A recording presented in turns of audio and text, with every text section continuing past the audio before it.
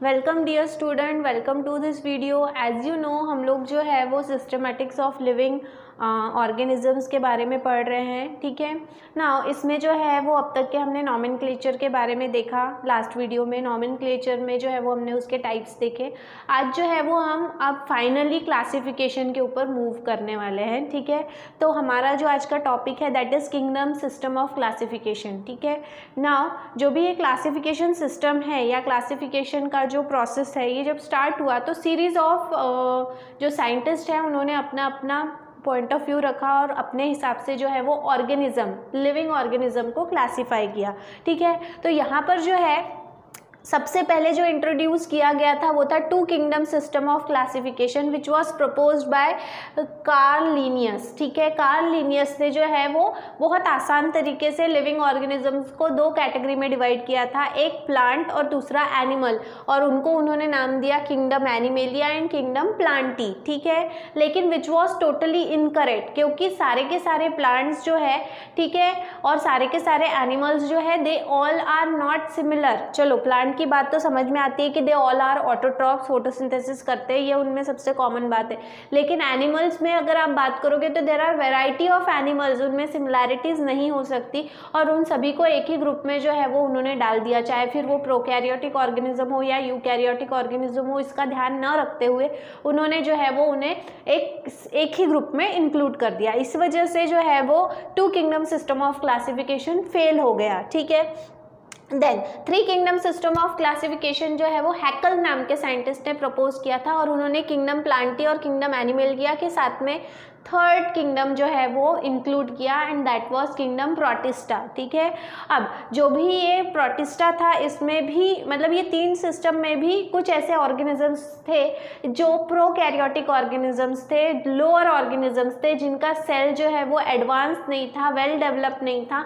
ऐसे ऑर्गेनिजम्स को जो है वो इस ग्रुप में कहीं पे भी जगह नहीं मिली। ठीक है, that is why this system was also failed and finally R.H. Whittaker नाम के जो साइंटिस्ट है इन्होंने 5 kingdom system of classification in the year 1969 में प्रपोज किया।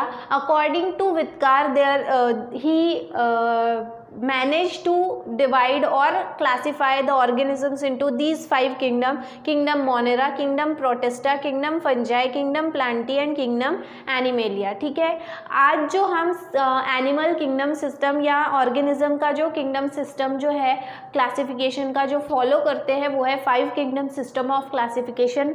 Although we follow 5 kingdom system of classification but still it has got some demerits, उसके कुछ drawbacks है। सबसे बड़ा ड्रॉबैक ये है कि इन सिस्टम में वायरस जैसा जो ऑर्गेनिज्म है, ठीक है, इसको बिल्कुल भी जगह नहीं मिली है, तो ये इसका एक ड्रॉबैक है। ठीक है, इसके अलावा और भी छोटे मोटे ऐसे कुछ ऑर्गेनिजम्स हैं जो इसमें इंक्लूड नहीं किए गए हैं, तो ये उसका ड्रॉबैक है। But still with these drawbacks also हम उनको जो है वो फिर अलग से पढ़ते हैं, ऐसे ऑर्गेनिजम्स को जो इसमें इंक्लूड नहीं किए हैं।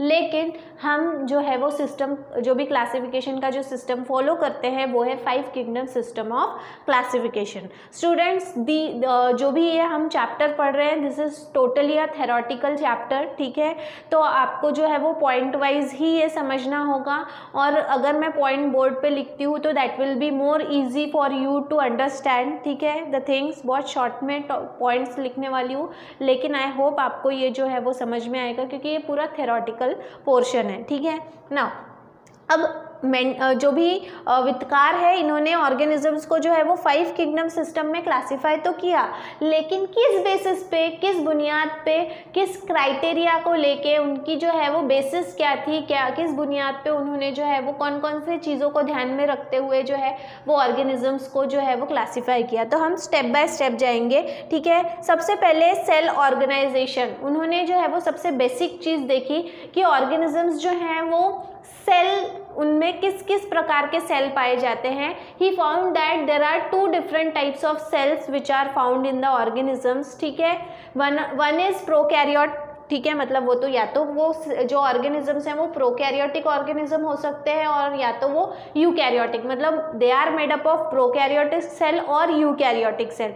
दोनों में फ़र्क क्या है? प्रोकैरियोटिक सेल मतलब ऐसा सेल होता है जो बिल्कुल भी एडवांस नहीं होता, उसमें आपको सिर्फ सेल वॉल दिखाई देगी, इसके अलावा अंदर में कोई भी वॉल प्रेजेंट नहीं होती, न्यूक्लियस के आजू बाजू नहीं, जो भी सेल ऑर्गेनेल्स है वो वहाँ पे आप आइडेंटिफाई नहीं कर पाते हो क्योंकि वो सारा मटेरियल जो है वो मिक्स्ड होता है, ठीक है।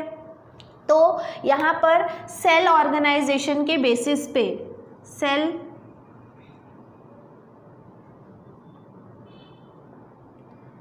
ऑर्गेनाइजेशन, ठीक है, सेल ऑर्गेनाइजेशन के बेसिस पे जो है यहाँ पे ऑर्गेनाइजेशन चाहिए, ठीक है। सेल ऑर्गेनाइजेशन के बेसिस पे जो है उन्होंने सबसे पहले जो है वो प्रोकैरियोटिक ऑर्गेनिज्म को किंगडम मोनेरा में डिवाइड कर दिया, ठीक है। किंगडम मोनेरा में all the organisms which were included were prokaryotic, ठीक है। प्रोकैरियोटिक ऑर्गेनिजम्स थे, जो जितने भी प्रोकैरियोट्स हैं फिर उन सबको उन्होंने किस में इंक्लूड कर दिया? He included prokaryotic organisms in kingdom Monera, ठीक है। किंगडम मोनेरा में उसको इंक्लूड उन्होंने कर दिया। अब उसके बाद में ये तो उनका पहला क्राइटेरिया होगा, और उसके बाद में अब जो है वो यूकैरियोट्स को, ठीक है, यूकैरियोट्स को जब उन्होंने स्टडी किया तो ही फाउंड दैट कि यूकैरियोट्स जो है बॉडी ऑर्गेनाइजेशन के बेसिस पे जो भी यूकैरियोटिक ऑर्गेनिजम्स हैं तो वो दो प्रकार के पाए जाते हैं। कुछ है जो यूनिसेल्युलर मतलब सिंगल सेल से बने हुए होते हैं, और कुछ हैं जो मल्टी सेल्युलर मतलब एक से ज़्यादा सेल से बने हुए होते हैं, ठीक है। तो on the basis of unicellularity and multicellularity उन्होंने जो है इन ऑर्गेनिजम्स को अगेन अब डिवाइड किया इनटू जितने भी यूनिसेल्युलर थे, ठीक है, unicellular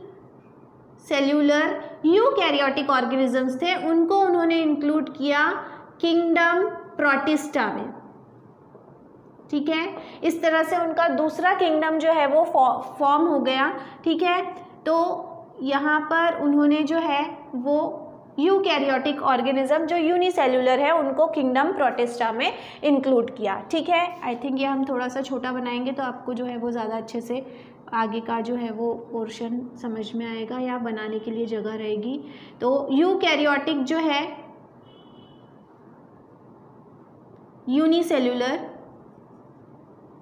unicellular eukaryotic organisms were included in kingdom Protista, ठीक है।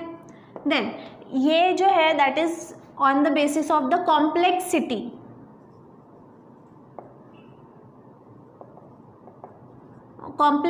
ऑफ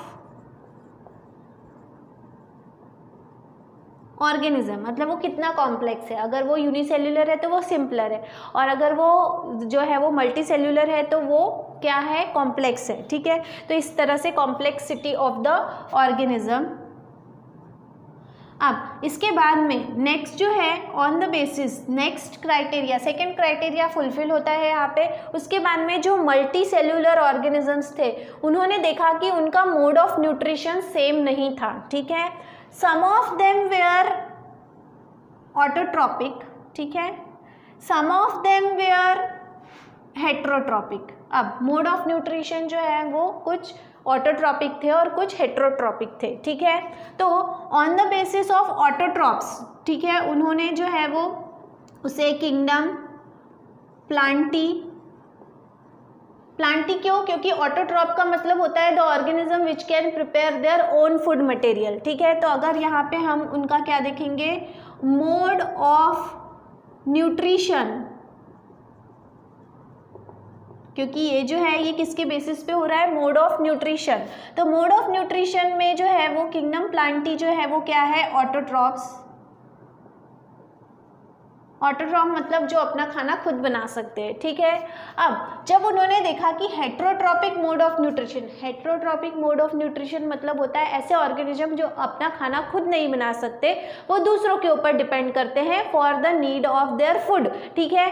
अब उन्होंने देखा कि हेट्रोट्रॉपिक ऑर्गेनिजम्स जो है वो दो प्रकार के थे, एक जो नॉर्मली दूसरे किसी भी खाने के ऊपर डिपेंड करते हैं और दूसरे जो सेप्रोफाइट्स होते हैं। सेप्रोफाइट मतलब जो अपना खाना जो है वो सड़ी गली या डेड चीज़ों से, ठीक है, जो डेड बॉडीज़ होती हैं या जो चीज़ सड़ रही होती है उससे अपना खाना जो है वो डिराइव करते हैं, वहाँ से अपना फूड जो है वो एब्जॉर्ब करते हैं, तो उनको उन्होंने नाम दिया क्या, सेप्रोफाइट्स। एक्चुअली सेप्रोट्रॉप्स होते हैं या फिर सेप्रोफाइट्स होते हैं, ठीक है। तो यहाँ पर जो है फिर हेट्रोट्रॉपिक मोड ऑफ न्यूट्रिशन में दो कैटेगरी हो गई यहाँ पे, सिंपली हेटेरोट्रॉप्स, ठीक है, तो उनको उन्होंने इंक्लूड किया इन किंगडम एनिमेलिया, ठीक है, उनको उन जितने भी हेट्रोट्रॉप्स थे उन सबको उन्होंने इंक्लूड किया इन किंगडम एनिमेलिया।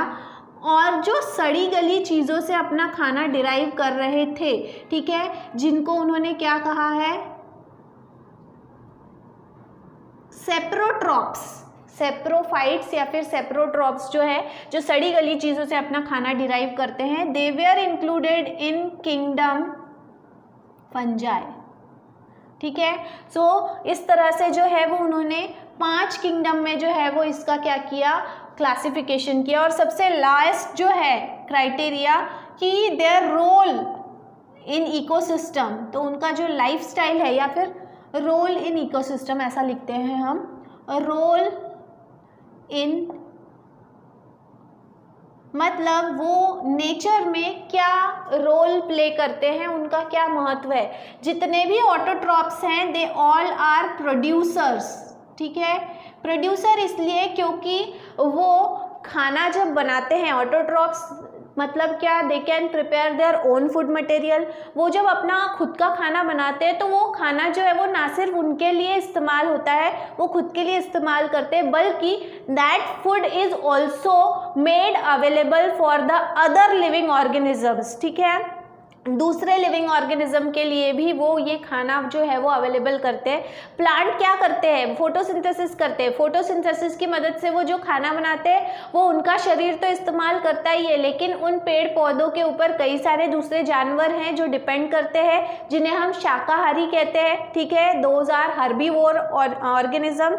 और उन हर्बीवोर को जो है मतलब उन शाकाहारी जानवरों को कौन खाता है, मांसाहारी, जिन्हें हम कार्निवोर्स कहते हैं। तो इस तरह से चेन ऑफ फूड जो है इसका सबसे बड़ा फूड प्रोड्यूस करने वाला जो ऑर्गेनिज्म है वो है producer, and that is autotrophs, ठीक है। तो इसलिए they play the role of producer, जो खा लेते हैं, ठीक है, जो भी अवेलेबल होता है, जो कंज्यूम करते हैं, they are called as consumers. तो जितने भी हेट्रोट्रॉप्स है वो जो भी फूड अवेलेबल रहेगा उसे कंज्यूम करते हैं, ठीक है। और जो सड़ी गली चीज़ों से अपना फूड डिराइव कर रहे हैं, मतलब उस सड़ी गली चीज़ें, उस डेड बॉडी को वो एक्चुअली क्या कर रहे हैं, ब्रेक कर रहे हैं, ब्रेक डाउन कर रहे हैं, ताकि उसमें से न्यूट्रिएंट उन्हें मिल सके।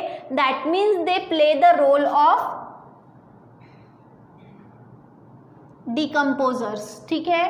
तो इस तरह से जो है एक प्रॉपर तरीके से जो है वो वित्तकार ने जो भी लिविंग ऑर्गेनिजम्स हमें इस अर्थ पे जो है वो मिलते हैं, उन सभी को एक प्रॉपर तरीके से बोल सकते हैं हम, एक प्रॉपर रीज़न के साथ में जो है उन्हें 5 किंगडम सिस्टम ऑफ क्लासिफिकेशन में जो है वो डिस्ट्रीब्यूट किया है। तो this is the diagrammatic representation of 5 kingdom system of classification, ठीक है। तो इस तरह से जो है वो डायग्रामेटिकली आप जो है वो 5 किंगडम सिस्टम ऑफ क्लासिफिकेशन जो है उसे समझ सकते हो कि किस तरह से जो है, और ये अगर हम बोले तो this is the line of evolution. शुरुआत जो है वो बहुत ज़्यादा सिंपलर ऑर्गेनिज्म से होती है और फिर बाद में कॉम्प्लेक्स ऑर्गेनिजम्स फॉर्म होते हैं। तो इस तरह से 5 किंगडम सिस्टम ऑफ क्लासिफिकेशन जो है ये वित्तकार ने प्रपोज किया। इसमें अब जो है वो हम पहला किंगडम जो है वो थोड़ा सा डिस्कस करेंगे, फिर इसका जो क्लासिफिकेशन क्लासिफिकेशन है वो हम हमारे नेक्स्ट वीडियो में डिस्कस करेंगे। देखो यहाँ पे बहुत शॉर्ट में मैंने पॉइंट्स लिखे हैं। किंगडम मोनेरा में अभी जैसे हमने बात किया कि जितने भी प्रोकैरियोटिक ऑर्गेनिजम्स हैं उन सभी को इसमें इंक्लूड किया है। तो इसमें इंक्लूड होने वाले जितने भी ऑर्गेनिजम्स हैं वो प्रोकैरियोट हैं, और प्रोकैरियोटिक जनरली जो है वो यूनिसेल्युलर होते हैं। तो यूनिसेल्युलर प्रोकैरियोट्स जो हैं वो इस ग्रुप में इंक्लूडेड है। ओमनी प्रेजेंट मतलब होता है कि ये हर जगह आपको मिलेंगे। इस प्रकार के जो ऑर्गेनिज्म हैं जो इस ग्रुप में बिलोंग करते हैं वो ऐसी जगह पे भी ग्रो हो जाते हैं जहाँ पे आप एक्सपेक्ट नहीं करोगे कि लिविंग ऑर्गेनिज्म यहाँ पे भी हो सकते हैं। तो ये हर जगह प्रेजेंट रहते हैं। वही कहा है यहाँ पे कि found in all types of environment, हर प्रकार के वातावरण में जो है ये ग्रो होने की कैपेसिटी रखते हैं। ठीक है, इनका मोड ऑफ न्यूट्रिशन जो है वो किस प्रकार से अपना खाना जो है वो तैयार करते हैं, डिराइव करते हैं। तो कुछ जो हैं वो फोटो ऑटोट्रॉप्स होते हैं और कुछ जो है वो कीमो ऑटोट्रॉप्स होते हैं। अब दोनों में फ़र्क क्या है? सिर्फ ऑटोट्रॉप मतलब क्या? The organism which can prepare their own food material, अपना खाना खुद बनाते हैं। ठीक है, अगर वो लाइट, फोटो मतलब क्या? लाइट, अगर वो लाइट की मदद से अपना खाना बना रहे हैं then they will be called as photo autotrophs. ठीक है, और अगर वो केमिकल एनर्जी की मदद से अपना खाना बना रहे हैं खुद then it will be called as chemo autotrophs. ठीक है, तो दोनों ही ऑटोट्रॉप्स हैं, लेकिन अगर वो लाइट की मदद से करेंगे तो फोटो ऑटोट्रॉप, और अगर केमिकल एनर्जी की मदद से करेंगे तो कीमो ऑटोट्रॉप्स। एंड मेजॉरिटी, ज़्यादातर जो है वो हेट्रोट्रॉप्स होते हैं, मतलब दूसरों के ऊपर डिपेंड करते हैं, अपना खाना खुद नहीं बना सकते। ठीक है, then they do not have well defined nucleus. जैसे बताया ये प्रोकैरियोटिक ऑर्गेनिज्म है, इसमें आपको न्यूक्लियस वेल डिफाइंड का मतलब क्या होता है? आपको दिखेगा नहीं क्योंकि उसके आजू बाजू न्यूक्लियर एनवेलप नहीं रहेगा। प्लस इसका डीएनए बहुत सिंपल रहता है, सर्कुलर फॉर्म में रहता है, डबल स्टैंडर्ड है लेकिन सर्कल फॉर्म में है। ठीक है, वो जो हमने बात किया था कि वो ट्विस्टेड होता है, हेलिकल स्ट्रक्चर होता है, वैसा नहीं होता, सर्कुलर होता है। ठीक है, और एक ही क्रोमोसोम जो है वो इससे तैयार हो सकता है, सिंगल क्रोमोसोम। और ये जो भी पूरा मटेरियल होता है जिसमें बिल्कुल भी कोई सेल मतलब आउटर मेम्ब्रेन नहीं है, सिर्फ बाहर सेल वॉल है, that is called as nucleoid. Unarranged या not well defined structure inside the cell of a prokaryotic cell is called as nucleoid. Then इसके बाद में यहाँ पर जो है वो एक्स्ट्रा क्रोमोसोमल मटेरियल, कुछ ऐसी चीज़ भी होती है इनके पास में जो क्रोमोसोम के अलावा भी ये रखते हैं। जो जेनेटिक मटेरियल होता है, हमने बात की कि डीएनए के फॉर्म में ही जेनेटिक मटेरियल होता है, लेकिन ये कुछ ऐसे ऑर्गेनिज्म होते हैं जो जेनेटिक मटेरियल को भी थोड़ा सा बचा के रखते हैं अलग से। तो वो जो अलग से बचाया हुआ, जो क्रोमोसोम में कभी कन्वर्ट नहीं होगा, वो जो अलग से बचाया हुआ जेनेटिक मटेरियल है उसे प्लाज्मिड कहा जाता है, जो इन प्रकार के ऑर्गेनिज्म में पाया जाता है। ठीक है, देन इनकी जो सेल वॉल है वो जिस सब्सटेंस से बनी हुई है उसका नाम है पेप्टिडोग्लाइकॉन। ठीक है, या फिर it is also called as murein. ठीक है, मुरेन या फिर पेप्टिडोग्लाइकेन। ठीक है, देन राइबोसोम जो है, यहाँ पे राइबोसोम्स भी प्रेजेंट रहते हैं लेकिन इनका साइज छोटा होता है as compare to eukaryotic ribosomes. और उसका साइज कितना होता है? इन केस ऑफ प्रोकैरियोट्स वो होता है 70s। ठीक है, ये उसका साइज है, उसका नाम है राइबोसोम के टाइप का। देन मोड ऑफ रिप्रोडक्शन, वो किस प्रकार से रिप्रोडक्शन करते हैं? तो वो असेक्सुअली रिप्रोड्यूस करते हैं ज़्यादातर। असेक्सुअल रिप्रोडक्शन में अलग अलग मोड हैं, जैसे कि बाइनरी फिजन, एक ऑर्गेनिज्म जो अपनी बॉडी को दो पार्ट में डिवाइड कर सकता है, जैसे कि अमीबा। ठीक है, बडिंग, एक छोटा सा बड तैयार होता है और फिर एक नया ऑर्गेनिज्म तैयार होता है, that is called as budding. और या फिर रेयरली सेक्सुअल, बहुत रेयर केसेस में जो है वो आपको सेक्सुअल रिप्रोडक्शन देखने मिलेगा, otherwise they reproduce by asexual method. ठीक है, एंड मॉर्फोलॉजिकली मतलब आप उन्हें कैसे आइडेंटिफाई करोगे? तो जनरली ये बैक्टीरियाज होते हैं और उनके शेप के हिसाब से आप उन्हें जो है उनको नाम दिए गए हैं। जैसे कि अगर वो स्पेरिकल मतलब अगर वो क्या है, गोल है, तो they will be called as cocci या फिर कोकस सिंगुलर है, कोकाई प्लूरल है। ठीक है, देन रॉड शेप के अगर वो हैं then they will be called as bacillus या फिर बेसिलाई। बेसिलस सिंगुलर है और बेसिलाई प्लूरल है। ठीक है, अगर वो किडनी शेप के या कॉमा शेप के होंगे, ठीक है, then they will be called as vibrio, ठीक है, उन्हें वाइब्रो कहा जाता है।